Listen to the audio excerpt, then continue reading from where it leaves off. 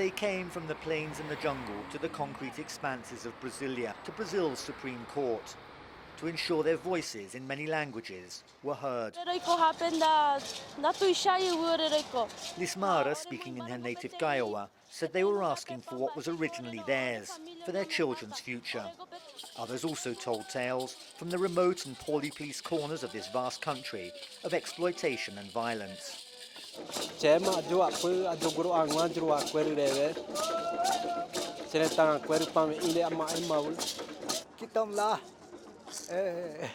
caos, sofrendo, igual eu estou aqui. They held an overnight vigil, then early the next morning entered the court. They accused the government of bowing to pressure from agri-businesses, powerful landowners who want to develop protected indigenous land for soy, sugarcane and cattle. This time, their arguments were heard. This is just the latest of the many battles Brazil's indigenous people have fought and usually lost in the last 500 years or so. For the victors, development, growth and profit.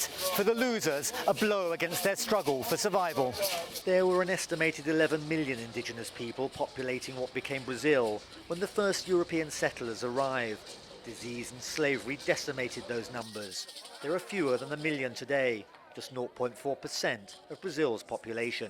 Vários casos de violência, por conta desse ambiente em que os ruralistas veem essa possibilidade de que os direitos dos povos indígenas não sejam reconhecidos. Então isso tem criado clima propício, além de toda a defesa, além de todo o discurso de muitos ruralistas.